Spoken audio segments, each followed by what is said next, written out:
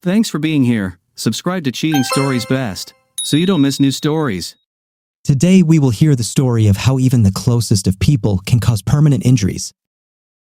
I was alone for a very long time after I divorced my first wife.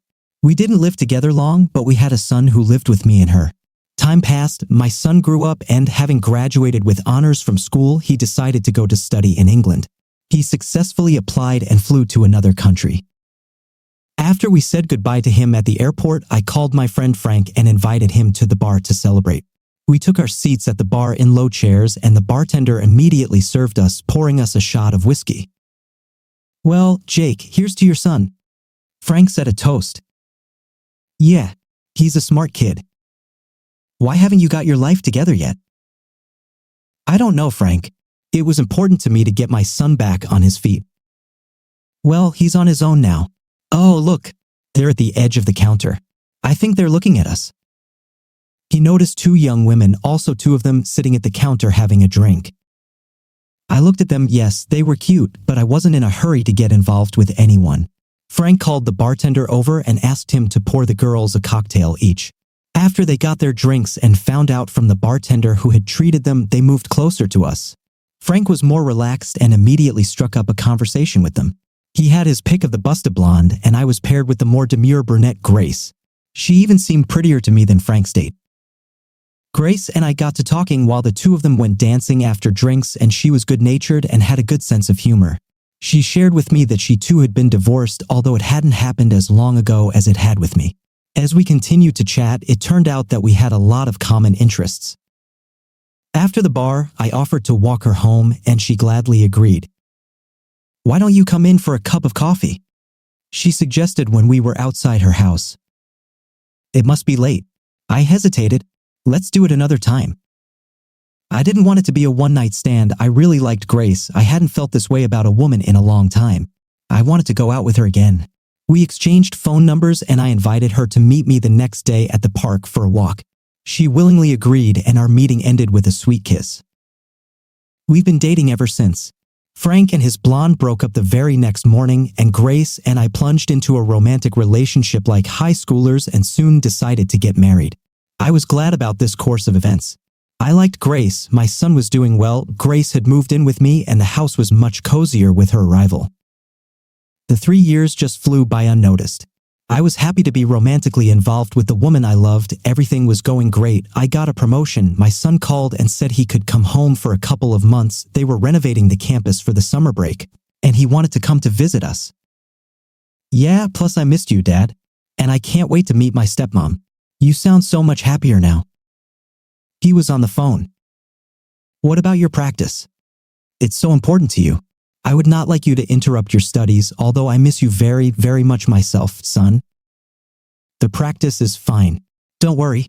Get my room ready. I'll see you soon." I shared the news with Grace, and she was happy too.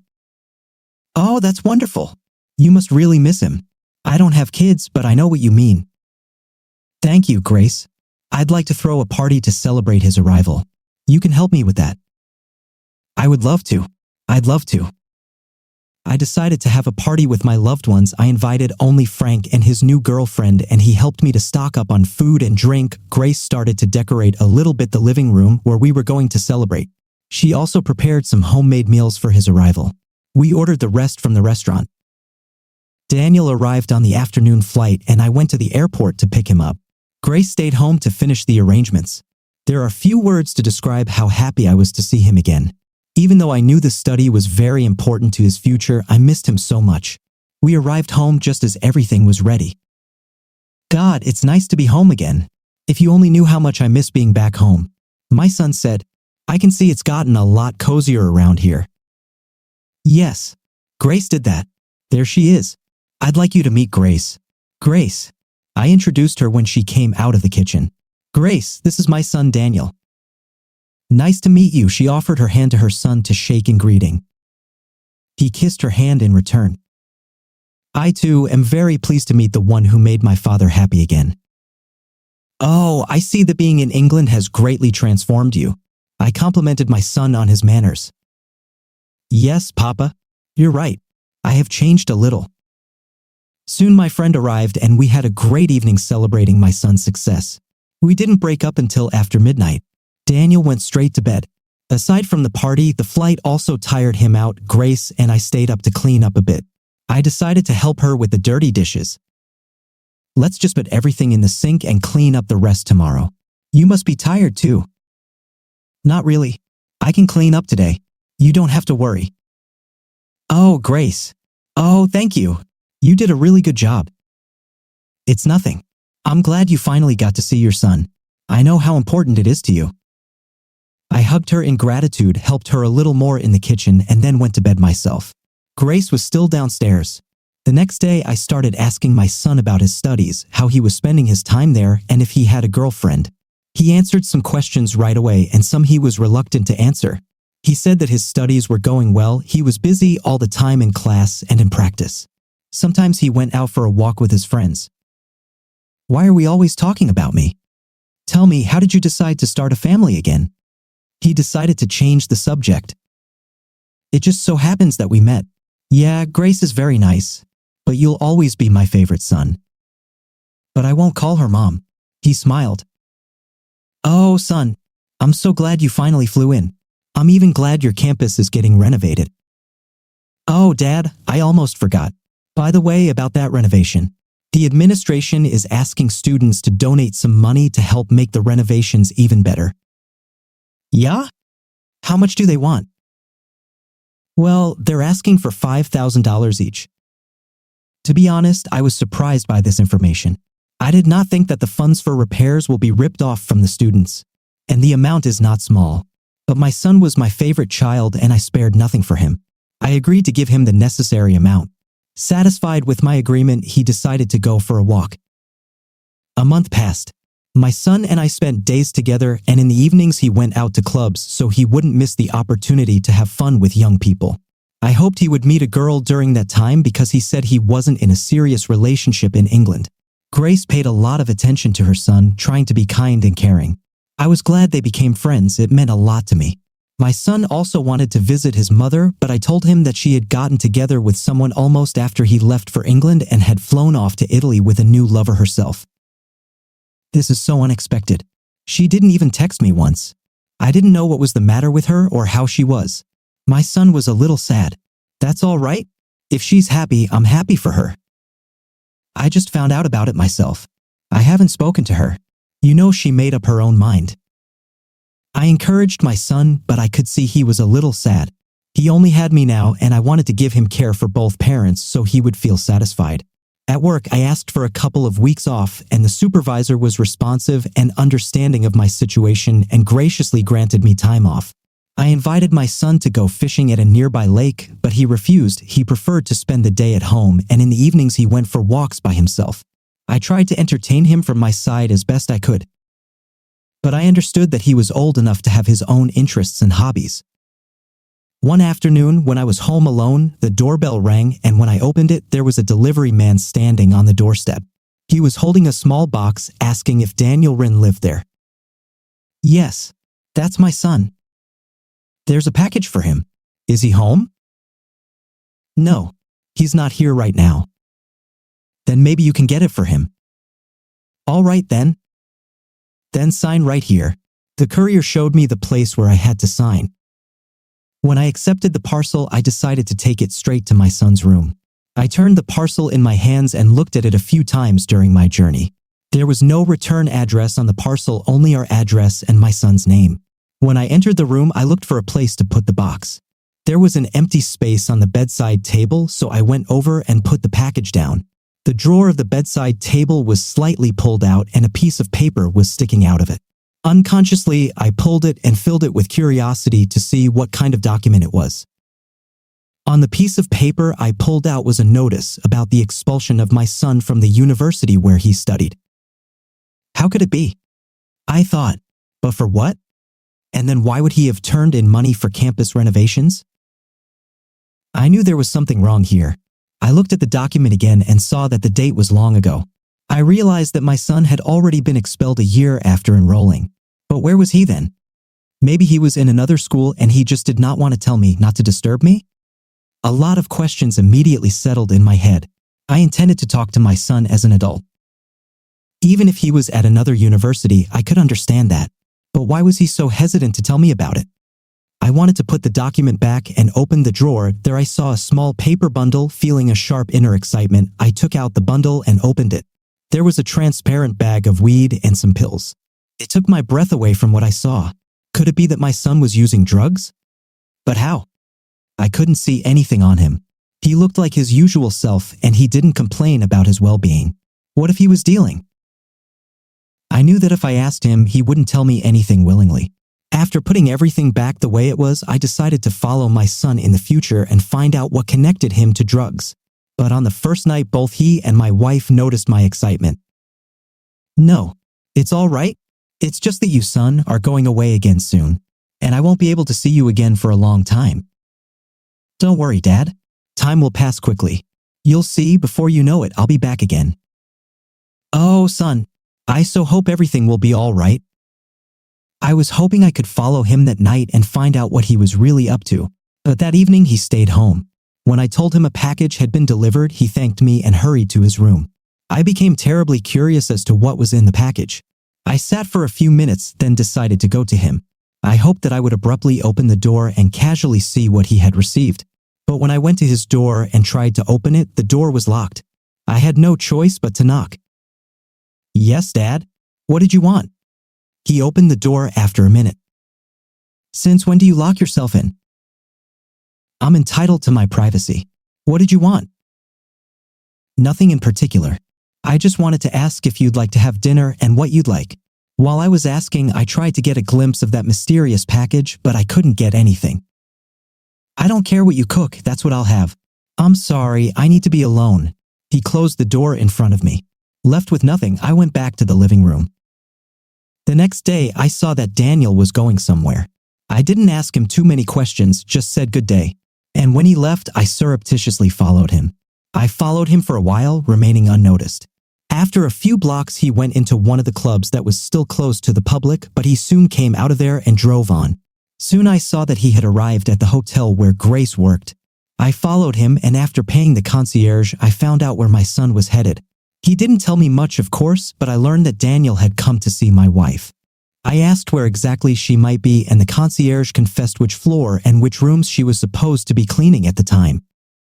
Without wasting another minute, I hurried after him to find out what was going on.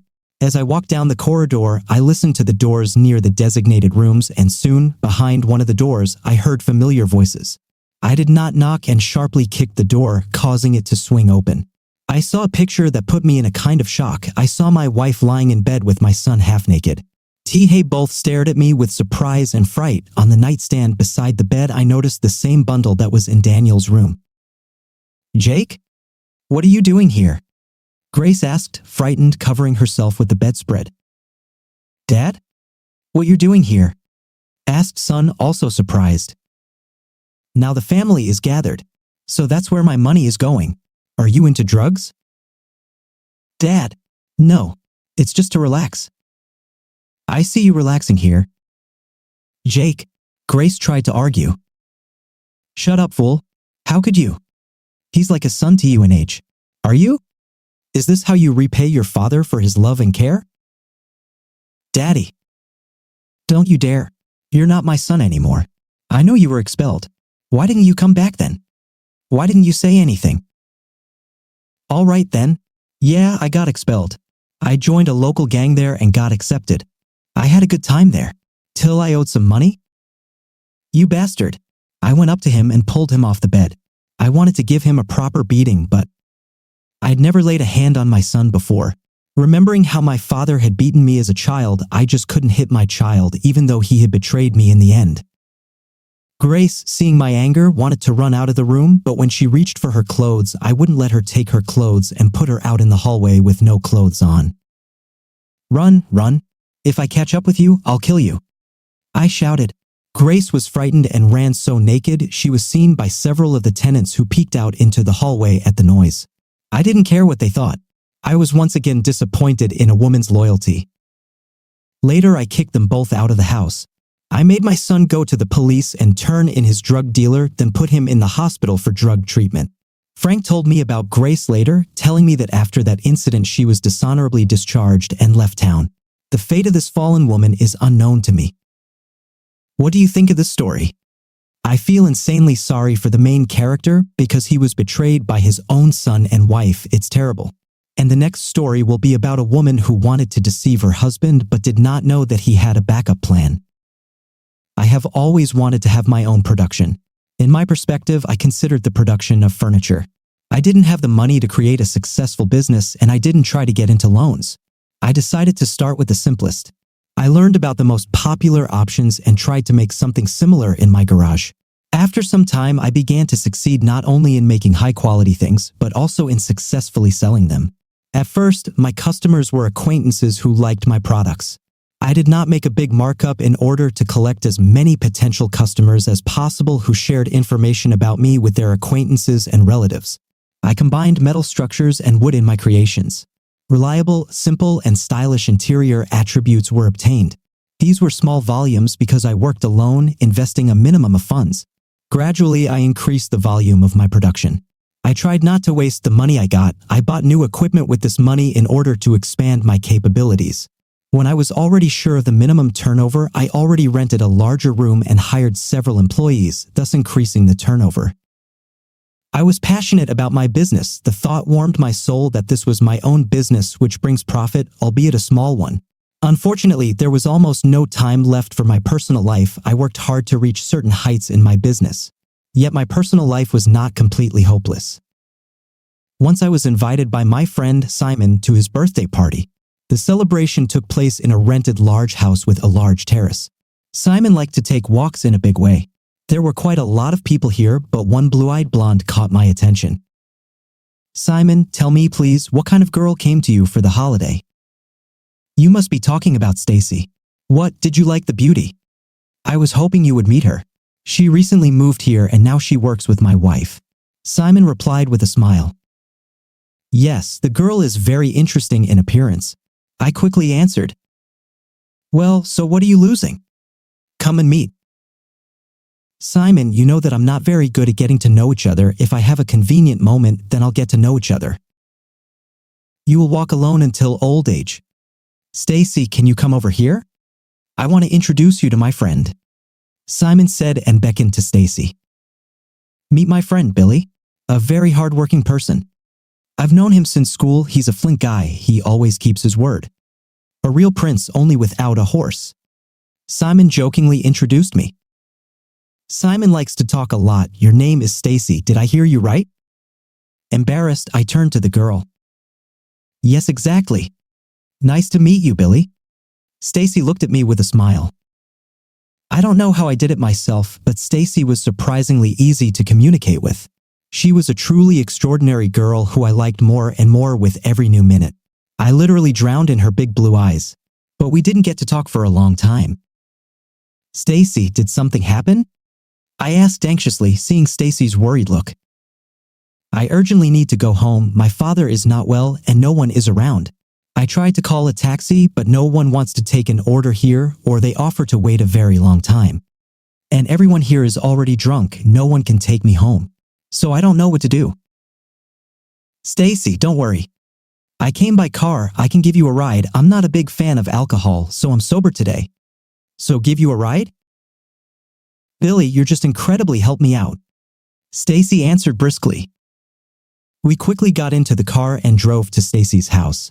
She specially moved here closer to her father in order to look after him. He was sick with her and sometimes her father had seizures. It was necessary to watch him at this time.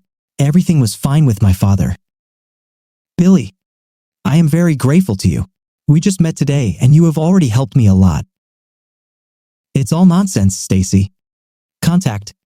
I answered. This is not nonsense. Billy, I owe you at least coffee. It's just too late today. How do you feel about meeting tomorrow for a cup of coffee? Stacy, that's a great suggestion. I will gladly agree. The next day we met again. The day was sunny but not hot. The weather was perfect for a walk. We laughed a lot and talked without awkward pauses. A slight wind slightly developed her wavy hair, from which it was hard for me to look away. But most of all, what made me happy was that Stacy reciprocated my feelings. We continued to meet, and it's been more than 18 years since we got married. From the moment we got married, I began to work even harder to provide everything for my beloved, and I was good at it. I already had a large production where high-quality furniture was produced. I moved from individual orders to mass production, supplying many stores with my goods, which sold very well. The income was already large enough, but Stacy was getting more and more spoiled. She had not worked for a long time and forgot what the price was for money. She took many things for granted, forgetting how hard it was at the very beginning for me to build all this. But I was ready to endure her whims, leading me to this day madly in love with Stacy. But the situation in our relations unfortunately did not get better. Stacy began to visit her friends more often, but she spent less and less time with me. Stacy, explain to me, maybe I don't understand something? Tell me honestly and right now.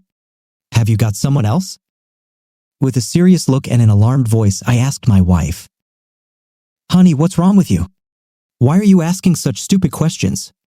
Stacy asked in surprise. We started talking less. You spend a lot of time with your girlfriends. I am not limiting you in any way. But I see that you are moving away from me. Stupid, well, what did you come up with again? I love you madly and I am ready to spend my whole life with you. It's just that I'm in that period right now. I am trying to understand myself and take a break from everyday life, which has become a heavy burden. I promise you that everything will change soon. I really wanted to believe Stacy, but I had a feeling that Stacy was not telling me something. I had an obsessive thought that Stacy either secretly goes somewhere when I'm not at home or brings someone to our house. I wanted to get rid of these thoughts, but the only thing I could think of was to install hidden cameras with sound. CCTV cameras have already been installed in my production. Everything worked well without failures, and I decided to turn to these guys again with a delicate request. John, hi. This is Billy. Remember I asked you to install cameras in my furniture shop? Yes, Billy, I remember. Something happened? Some kind of malfunction? No, John, everything is fine. Everything works like clockwork. I would like to contact you again. I need to install security cameras at home, but they should be as invisible as possible. Can you do this? Yes, Billy, no problem. I have a house with 5 rooms. I think cameras should be installed everywhere, and I also want them to record sound. How much time do you need for this? I think we can do it in a day. It would be great. Then I'll call you a little later, agree on a specific time. I knew that Stacy was going to go away for a couple of days to her sister. It was the perfect opportunity to install hidden cameras without her knowledge. John came with his team of specialists, and they did it in a day. I had remote access to hidden cameras in my house right on my phone. Everything was done as discreetly as possible. When Stacy returned, I began to actively follow her, but nothing strange or suspicious happened. She acted like nothing had happened. There were no suspicious conversations on the phone with anyone. Stacy didn't bring anyone home at all. After a while, I began to think that everything was really in order, and I just came up with another nonsense again. And now this situation with hidden cameras increasingly seemed to me a real paranoia. After some time, I had to go on a business trip for a week. On a business trip, I kept watching Stacy from time to time. To my surprise, she did not even go for a walk to her girlfriends. She was at home most of the time. And suddenly I got a call from my friend, Charlie. Billy, hi. Hello, Charlie. Glad to hear you. And you friend. Listen, why didn't you contact me right away if you wanted to rent a house? Charlie asked me. In what sense? I wasn't going to rent a house. What are you talking about? Well, how? I saw Stacy 10 minutes ago near a small suburban area. I was driving nearby and I saw Stacy with a realtor. I no longer interfered. But I know this realtor, he works for my competitors. His prices go through the roof, but I could offer much more favorable conditions. I'm sorry, Charlie, but I really wasn't going to rent a house. I'm on a business trip right now. Then it's very strange. Well, anyway, let's meet sometime, have a drink, like in the good old days. All right, Charlie. See you when I get back from my business trip. Charlie's words alarmed me insanely. Perhaps he was wrong? I saw Stacy on the video. She was at home and did not go anywhere. I rewound the video to the moment when Stacy was allegedly not at home. In the video, she was cleaning at the time. I stared for a long time and drew attention to the included TV. The cameras shot with good quality. I zoomed in and saw that the news was on TV. You could see the date in the corner of the screen, and the date was old, a few days difference. This just shocked me. I thought there might be something wrong with the live footage. Maybe the memory card where everything was saved failed. But I didn't find anything. And then I started looking at other videos and was amazed. These were pre-recorded videos that were cleverly slipped to me under the guise of real time. But why? What was Stacy hiding? I called another friend, Mason. He was familiar with people who set up surveillance of a person. Mason put me in touch with these people and I asked them to start following my wife as a matter of urgency. I got the address from Charlie of the house where Stacy went, then I gave the address to the guys who will be watching my wife. I managed to do all this in a couple of days while I was still on a business trip. I transferred a large advance to the guys so that they immediately set to work. By the end of the week, when I was supposed to be returning from a business trip, they gave me a video. I eagerly turned on video recording on my laptop. I saw Stacy talking to some guy in the same house that Charlie told me about. "Stacy, baby, why are you so worried again?" "I'm worried that we won't succeed." "Honey, calm down. Your dumb husband doesn't even know that you know about hidden cameras at home. The video is well edited. He will not understand that this is another recording. For him, you are an obedient and faithful wife who is waiting for him at home. Even if we didn't succeed, I would provide for you for life. Soon my accounts will be unfrozen and I will show you life much brighter. We will travel around the world. But first we need to rob your husband. We can do this. Don't even doubt it. This redneck should be behind bars. All his estate will go to you. We'll sell everything to hell. You will be very rich. The plan is very good. We'll frame him and your husband will go to jail for a long time. I hope I didn't rent this house for you for nothing. It costs a lot of money. If the husband finds out about it ahead of time, then there will be a lot of unnecessary questions. Stacy, baby, don't think about it. Better come to me and I'll calm you down now," said this guy, and they started doing it on the floor. What I saw made my hair stand on end. In an instant, I found out that my wife was cheating on me and she also wants to take all my property and she wants to send me to jail. I didn't expect this turn of events. I've been trying to digest the information all day, but I just couldn't get over it. After a while, I did come to my senses.